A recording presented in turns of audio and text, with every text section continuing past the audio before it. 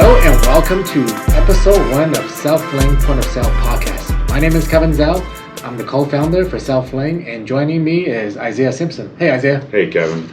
I'm happy to be here with you today, and we're going to give the people a little look behind the curtain of who you are and how this company came to be. So, how did you get started in this field? Yeah, that's a great question. It's sort of a long story, but I'll try to make it as quickly as possible. So, I grew up in China. I was, 3 years old when my parents got divorced. So my dad wasn't really around. So my mom at the time, she had a full-time job, and she was able to, watch over me until I was 9 years old. At that point, I was too big and, too hard to maintain. So she found a Chinese boarding school, and she basically dropped me off in that school. And, and then she started dating my stepfather today, who is American and who owns a restaurant here in Albuquerque. Been in business for over 20 years. So when I was 9, she actually came to the United States. But because of the legal issues of all the paperwork, I couldn't come here to join, the new family until I was 15 years old. And that's when I got to the United States. So from 9 to 15, I was in a Chinese boarding school where everything is very structured. So you basically, wake up at 6 a.m. and you go to bed at 8 p.m. every night, and you got 3 minutes to make your bed, and it has to be a perfect square. Wow. I never forget, right? Yeah. That'll leave an impression. Yeah, for sure. I think anybody grew up in a military school or, boarding school knows how it is. I don't know how it is here in the States, but back in China, it was pretty tough. But it definitely taught me discipline. It taught me perseverance. It taught me social skills because, I was in school with, I think, 30 to 40 other kids in my situation where the parents are not around and, they want to make sure the kid is not on the streets and getting into gangs and stuff. And that's probably tough, too, in a certain sense, because you don't have that parental connection every day, right? So you're just kind of... you're independent, right? You really grow up fast in that situation because there's no one really to answer to but yourself and your instructors. Yeah, absolutely. So fast forward, I got to, Albuquerque at age 15. I went to Highland High School and Albuquerque High. The reason why I went to two schools is because I don't really remember, but I remember I was getting picked on by a lot of different kids, because I didn't speak any English. So I was in English as second language. But I also remember, just telling myself, if I want to live in this country, I have to learn the language. So my mom at the time, she bought me a golden dictionary. And basically what it is it's a piece of like a small size laptop where you can punch in a Chinese character and it'll tell you the English, how to spell it, how to pronounce it. Google Translate before Google Translate. Exactly. Yeah. Exactly. So I used to memorize 50 vocabularies every day. Wow. I wouldn't give up until I memorized all 50 vocabularies. So did that for 3 months. So after 3 months, I have a lot of vocabularies. So now when I went to school, through listening to people's conversations, I was able to put it together somehow and try to make sense of it. But because of my vocabulary base, I was in ESL for, 3 months, and I was already, I would say, 10 levels ahead of everyone else in there, which is all, Spanish-speaking students. Right. So definitely excelled at that. But because I grew up in China in military school, all of a sudden, I come to America, it's like a bird has got out of its cage, right? Yeah. So I'm like, freedom. Yes. Yeah, finally. Yeah, after all those years, you can just run wild and do whatever you wanted to do. Exactly. And it's really hard as a kid, as a teenager, right? 15 is a tough age anyway. Yeah. So to go from the culture shock of China to America, and then being 15 and, like you said, shackles are off. You're your own man. You have that independence and that work ethic from military school, but no restrictions anymore. No beds to make in 3 minutes. No drill sergeants yelling in your face. the world is your oyster. Yeah, exactly, and it truly was. So right away, I quickly found out I wasn't really interested in school or what the school had to offer. I love sports, so I played soccer, and that's about the only thing I would look forward to when I went to school. But other than that, I wasn't interested in math. I wasn't interested to go to college, but I knew right away, like, in order for me to find a job, I need to have at least a high school diploma or a GED, which is a high school diploma equivalent, and that's what I went for. So at 17, I got my GED, and I moved out of my house because for me, growing up not having a father, all of a sudden I have a stepfather.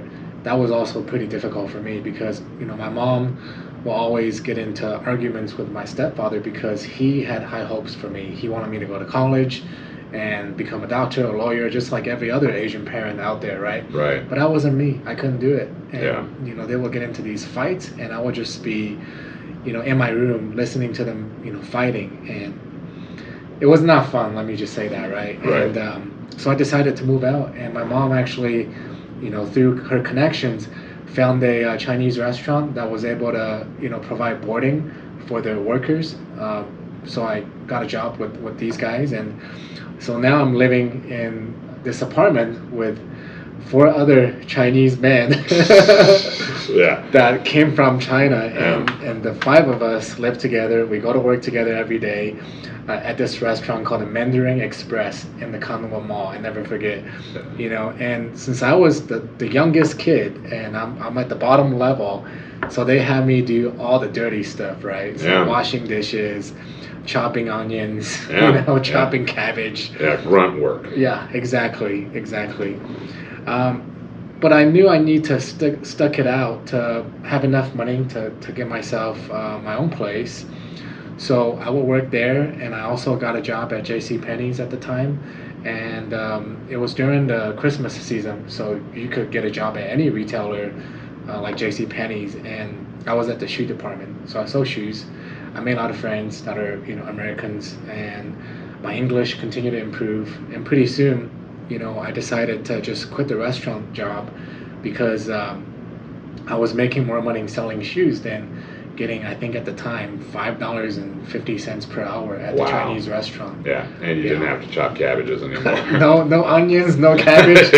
Yeah. Never had to do that again. So that's Right. Yeah. Yeah, so it kind of just evolved from there. I made some friends, and they're like, "Ah, you're actually pretty funny, and you could be good at sales. Once you go get a sales job." So I thought, why not? Looked in the paper next week or the week after, found a sales job that said, outside sales for Dickinson Enterprise. Didn't say what it was, selling, but it just said it's outside sales. Yeah. And had an $1,800 guarantee for the first 30 days. Wow. I'm like, $1,800, all right. 30 I'm days? in. Yeah, good money. So I showed up to the interview. The gentleman that interviewed me, he really liked me because, I had a pretty good personality, and I had a good work ethic because I, held the job that I was at for 6-7 months. So he's like, oh, that's good, Yeah, good enough. So he hired me, and the first day I showed up, and they brought out this vacuum cleaner. Yeah, so it turned out it was Kirby Vacuums door to door. Great. Yeah. But I still did it. I really enjoyed going door to door because I was walking outside, and I was smelling the fresh air. I wasn't just like confined in a small space chopping vegetables, or waiting for someone to come over so I can go get a pair of shoes to show it to them. Right? Yeah, and that's really how you hone your pitch. Yeah. Because there's no time to waffle in a door-to-door sales situation. You're interrupting people's lives. Yeah. And they have no interest in it's completely unprompted. So you going there, you had to be sharp. You had to get to the point, and you had to really know how to sell. Yeah, and we did receive, a little bit of training as to like what to say and things like that. So we would just knock on the door and say, hey, we're offering a free demo of this vacuum, and in exchange, we will shampoo and vacuum first and shampoo a whole room in your house. There you go. So there's that's how an incentive. Maybe that'll keep the door open a little longer. Yeah. So that's how we got in. And at the time, the vacuum cleaner is pretty expensive. I think it was like $1,200 for a vacuum cleaner. That's a hard sell. Yeah, and but we still were able to get these appointments, and every time you sold one, the commission was $300. Yeah. So I would sell maybe 2 or 3 per week. So for an 18-year-old, that's pretty good money. How many doors do you think you were knocking during a week to sell 2 or 3? Close to $100, I would say. Wow. Yeah. So I mean, again, that's building up that resiliency, because you have to get used to rejection, and you really have to believe that maybe this next door, right? Maybe this guy will let me sell him a vacuum. But, right. Well, and it's not always like on the spot, but it does happen sometimes. Well, first you got to get the appointment, and then you go back the next day or a week later, and then you hopefully you close the deal. But I think a lot of times when I got the sale is because the customer felt bad for me. Hey, a sale's a sale. Yeah. Yeah. If you can get it, you got to take what you can get at that age, and it's a part of it, right? Yeah. Is that there has to be a connection between you and that customer, whether it's pity or respect or trust. Some connection has to be made. Right. And what's interesting is that's also how I got my first dog.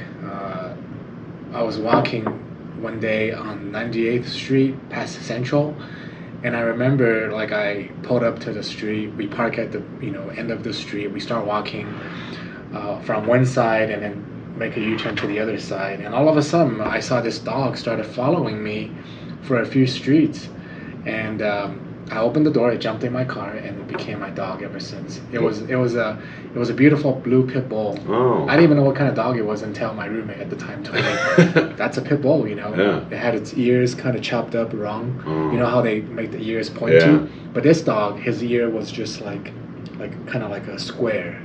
So they cut it probably wrong or somehow and then some just way. Abandoned it probably. Yeah, and that became my dog, and that was such a sweet dog. What was its name? Cujo. Cujo. Yeah. Killer. Yeah, exactly. Yeah. And he got big. He got to be like 110 pounds. Wow. Yeah. Yeah. Yeah, it was the sweetest dog ever. That's why I still have a soft spot for pit bulls. Even though my wife's like, you can't get a dog, especially pit bulls. 2 little kids. Yeah. Now I have 2 little kids. Exactly. Maybe when they're bigger. Yeah, maybe when they're bigger. So after doing the vacuum for a while, my roommate at the time, I don't know, my roommate has always been like this trusted advisor for me when I was in my teenager years, 18 to 19. He says, why don't you go sell cars now, because you probably make a lot more money than selling vacuums. So I did. Yeah. That's good advice. All you needed. Where'd you end up selling cars? So my first car selling job is University Volkswagen Mazda off of I-25 in San Antonio. It's still there. I still drive by, and sometimes I go in and I try to say hi to Mr. Jack, but he's no longer around. Oh wow! But he was a really good man. The sales manager at the time, Phil Olives, he took one look at me and he hired me right away, and he gave me an opportunity. On my first day, he handed me this book. The book is called Integrity Selling. So I read that book from front to end, and it's basically a great book for anybody that's looking to start a career in sales. It teaches you the 4 different personalities and how to approach each different personality. So I sold cars for about 3 years, and I always thought car salesman has a bad rep, right? Yeah. So I thought, I don't want to be a car salesman forever. So I was around 23, 24, and I started looking for something else. And I found a retail sales job at More Furniture. It's a furniture store. And I really loved it. I was at the furniture store for about 3.5 years, and I did really well. My personality really started to come through, and all my fellow salesperson will say, Kevin can say anything and nobody will get pissed off, Yeah. Yeah. Every time I would make a sale, I would go ding, ding, ding, ding, ding, ding, ding. Yeah, they must have loved you. Yeah. There's some still pretty funny stories. If you ever go back to the store, if people are still there, they'll know who I am. And, It's pretty cool. Yeah, and So after doing retail for so many years, I just thought to myself, I'm good at sales, but I'm tired of having opportunities, walk through the door or rely on opportunities to walk through the door to make a sale. I wanted to be able to go get it myself, Yeah. to take it to the next level. So I started looking into outside sales, and I got a job, at an outside sales job, and I did it for 3 months and quickly realized, wow, this is a completely different ball game. I went from making a very good income to half of what I was making in retail. So why was that? Why was it so hard to shift from? Yeah. What was it about? Was it the product that you were selling? Was it that you had to cold call and drum up all your own leads and you just had nothing? Or what was so hard about that in comparison? Because up until this point, it seemed like you had been doing well, or well enough. You'd been building, and then something about this sale just wasn't working for you. Yeah, it wasn't. And I went to work for the Greater Albuquerque Chamber of Commerce, and the chamber, first of all, I didn't really understand what the chamber was offering. Obviously, I had to go through training, and the training was like, okay, we offer great networking, we offer, I guess, introductions if you want to meet a certain person in the chamber infrastructure or ecosystem. And for me, I just didn't really get it. I didn't get what the chamber was offering to small business owners. All the big companies that paid a big commission, they were already members, and it's all based on how many employees is in the business. Okay. So if you are like a one-person business, it's $300 a year to join the chamber membership, and my commission was like 20% of that. Okay. So you figure, right? You got to sell a ton of memberships to small and, businesses. And like you said, you didn't understand the product in a way that could really that made it easier for you to sell. A vacuum, a car, furniture, all of that is more tangible than trying to sell somebody a membership to something that even you maybe didn't really fully understand the benefits of. Yeah, exactly. So after 6 months, I was really pretty much broke because I had to dig into my savings to pay for my rent because I wasn't making any money, and I had a car payment, my rent, my credit card payments, and it was a tough lesson. This is the first time I really felt that I had felt rock bottom, and I ruined my credit because I couldn't pay anymore. But because of the networking aspect of it, I was always at all these different networking events try to represent. I met a lady that worked for a company called Shamrock Foods. So through Shamrock Foods, I kind of got another opportunity for outside sales because of my Chinese background where I can speak the language, and because I worked and grew up in a Chinese restaurant. Well, I was working for my mom from 15 to 17, then I moved out. So for 2 years, I was in the restaurant business, and I know how to, make every dish on the menu for the restaurant. I know, what restaurants need in terms of what kind of product they're needing. Ingredients. Yeah, ingredients and things of that nature. Supplies, everything, yeah. Yeah, so Wei is her name. She gave me an opportunity. She said, hey, you can come work for Shamrock Foods. It's a great company.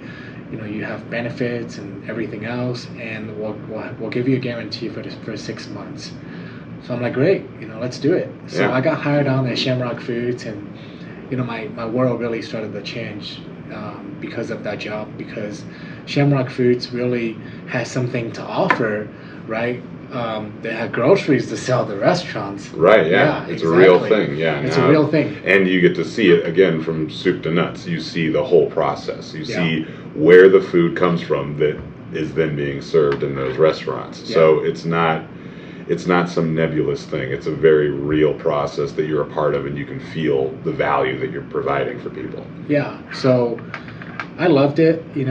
I was in Albuquerque doing that for 6 months, and after my 6 months is up, they needed someone in El Paso, so they paid for me to move to El Paso, and I went to El Paso, tried to open up that market for Shamrock Foods for the Pacific Rim Asian department, where I was, able to approach all the Asian restaurants, but I couldn't touch American restaurants. and I'll get to that later, how it really changed, the curvature of my career and how Selflane was, brought in. So when I went to El Paso, in the first year, I was able to connect with about 60 restaurants. And basically, I had to, go to these restaurants, introduce myself, and basically say, hey, I'm with Shamrock Foods. This is our first year coming into El Paso. Our trucks are coming to El Paso now, and we offer ABC product for your restaurant, and you should buy from me. And luckily, those restaurant owners resonated with me because I'm Asian, they're Asian, and I can speak their language. So right away, we started, doing business, and at that point, I realized, selling anything to a business is all about building a relationship. They truly become my friends. They invite me to dinner after work. I love golf, so they invite me to golf and go play golf with them. Yeah. Yeah, and so in 6 months, 60 restaurants. I was really proud of myself that I was able to bring on so many restaurants. As a matter of fact, I was rookie of the year for Shamrock Foods for that year for the most accounts signed by a new rep. Oh, wow. Yeah.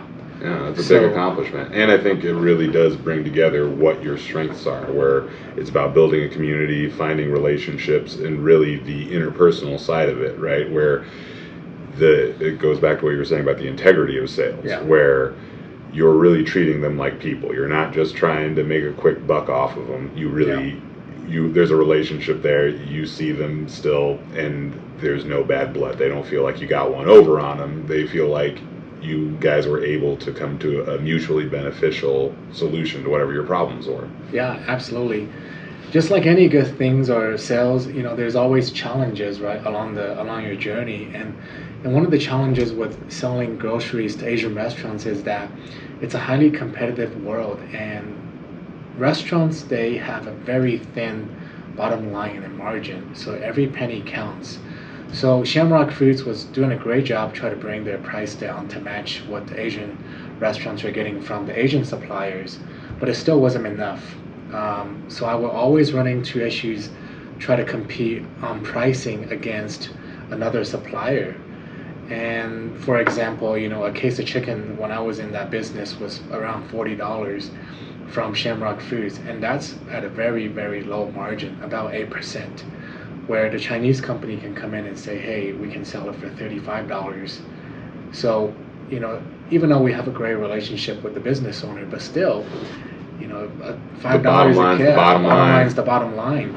So I just realized, for me to make money, I just have to increase my sales, which I did. I went from selling about 200K a week to 300K, but because my commission was so low and the margin was so low, therefore the commission was low, I just couldn't really see the end result of me being happy and be able to sustain and have a career. There's only so many more boxes. You can't sell a million boxes. Yeah, exactly. There's only so many Asian restaurants, and I feel like I pretty much got them all in El Paso. So, at the time I discovered the secret.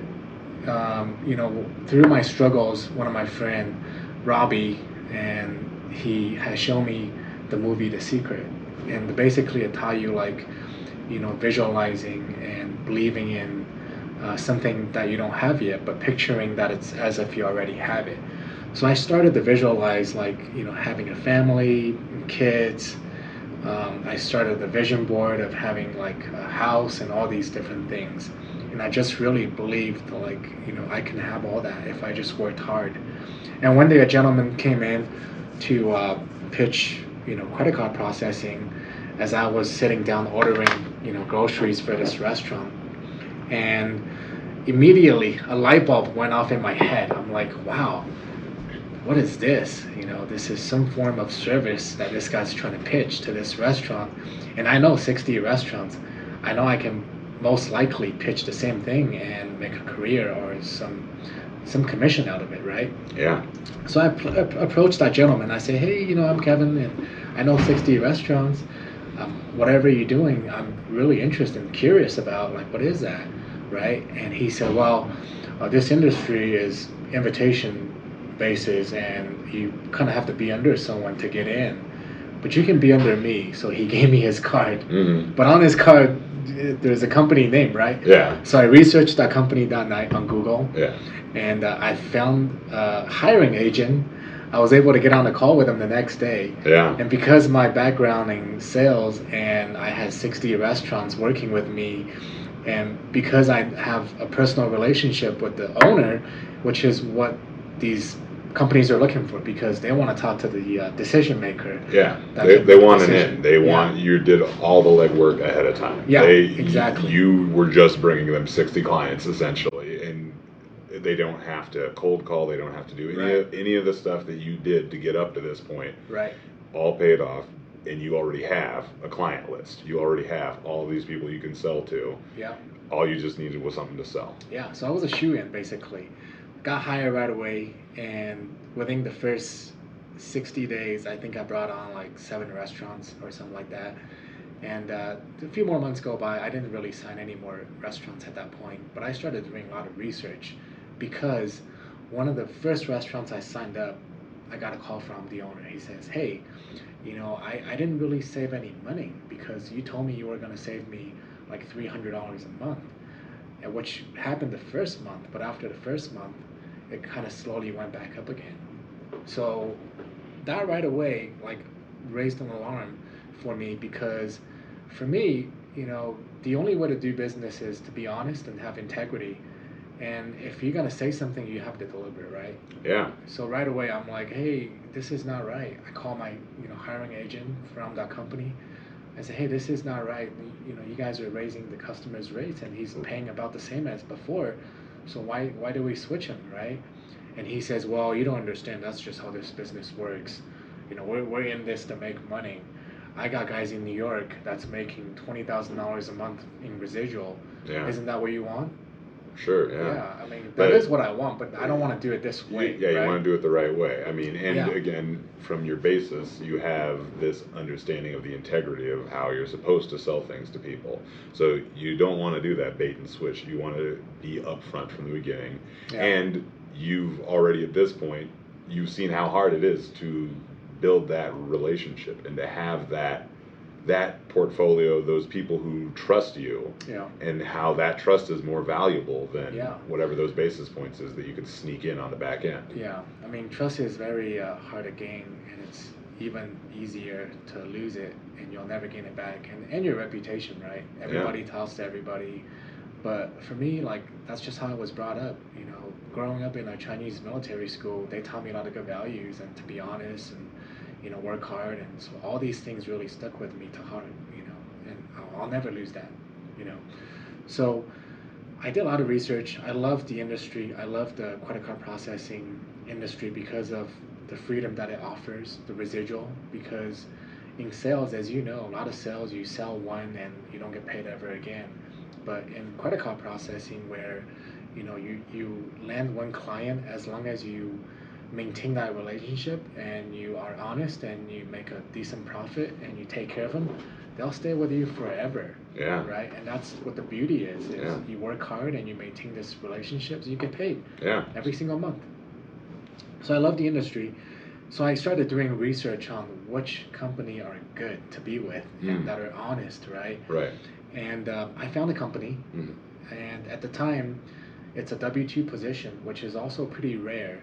Usually, those companies are hiring 1099, contractors. Right. Yeah. So they don't have to pay you a benefit. There's no 401k or anything like that. But I wanted to be with a reputable company that had a career path for me, where I could be proud to be, with this company, to offer a service and move up the ladder. Yeah. Right. So I found a company, and I submitted my application. Nobody reached out to me. 6 months later, I submitted again. Nobody reached out to me, but I was persistent, and I knew this company is what I want to be with. Sometimes you got to knock on 100 doors for 3 people to answer. Yeah. Exactly. So eventually, I was able to track down the hiring manager for my region, and he lived in Texas.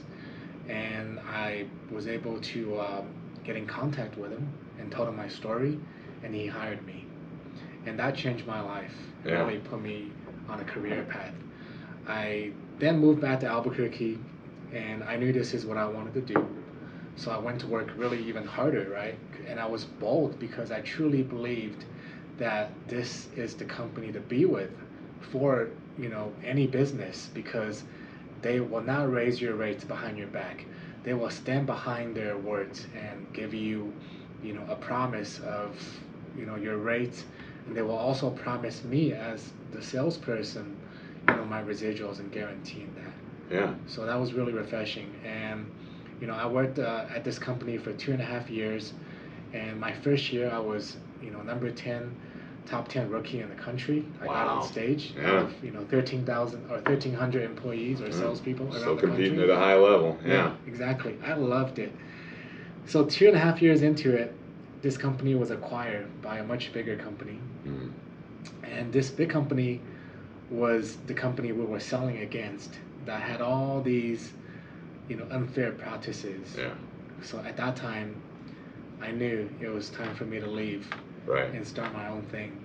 Yeah. So, and this was back in 2015, and I knew the future had to be, integrated solutions where it's not just going to be a credit card machine anymore. You have to have a point of sale system to run your business.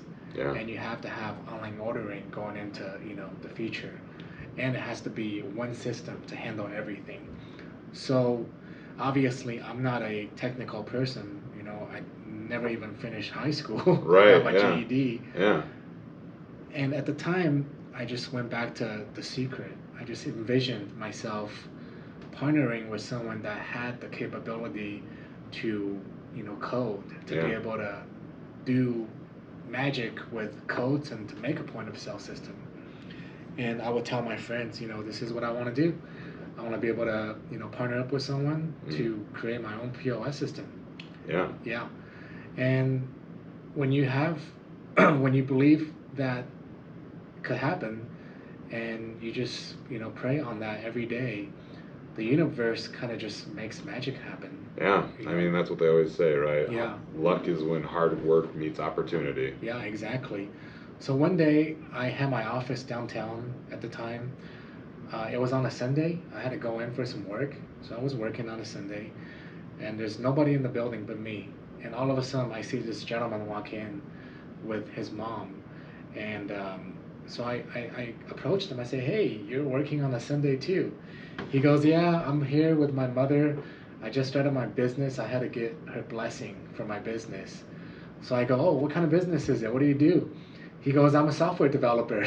There you go. I'm like, wow, this is cool. What do you develop? He goes, restaurant POS. What are the odds? What are the odds, right? Yeah. So I'm like, oh my God, there's no way. Yeah. Are you serious? He goes, yeah. He goes, what do you do? I said, well, I'm in credit card processing. Yeah. He goes, well, we can work together. Yeah. Yeah. And then? Yeah, so there we go. We started working together. So this gentleman, he's not my current partner with Selflane, but he is the reason why I met my current, partner, co-founder of Selflane, Charlie. So his name is Kurosh. So at the time he lived in Albuquerque. He's from Iran, but he had a computer science background, and he created this point of sale system called a modular POS. And he had lived in Albuquerque for a while. They had about 12 restaurants, when I met him. And him and I worked together for about 6 months, and I brought him into, 7 or 8 more restaurants. Wow. Yeah, and then an opportunity came up for him. He moved to Seattle, and his company was acquired by another company called Gravity Payments, and they decided to shelve that project. Wow. So they killed the modular POS. And Kurosh called me that night. He said, hey, Kevin, we got about 2 months to find all these customers a new home, because the company that bought my POS no longer want to support it. Yeah. So all these customers have to find a new POS system. So you're scrambling.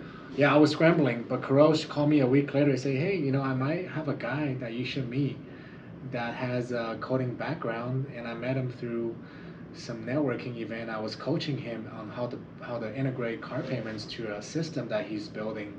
His name is Charlie, and he's Chinese. He lives in Los Alamos. He was a scientist, and he quit to be a scientist and started this company. Yeah. So you should meet him. Yeah. So I say, yeah, I'd love to meet him. Meet him. And 2 weeks later, Charlie came down to Albuquerque. We met at his first restaurant client, B2B, which is also Carosha's customer. And him and I just kind of struck off. We're about the same age. He's Chinese, I'm Chinese. He moved his family here from China. He's a family man. He has 2 sons, and I'm starting a family myself. So we really just clicked, and we decided to take a leap of faith and start Selflane. Yeah. And that's where we are today. Yeah, that's where we are today. So yeah, I know that's a lot to cover, guys, and this is a little bit of background about me. And so the next episode, we're gonna bring in Charlie and have him share his story. And we've came a long way as a company, and we just want to thank everybody that's been using us and give us an opportunity to help us grow along all these years. Yeah, thank you. We look forward to seeing you next week while we talk to Charlie and tell you the full story of how Selflane really came to be. This is Kevin's side, and then next week you'll see Charlie. Yeah. So hopefully we'll see you next week. Take care. Bye. Bye-bye.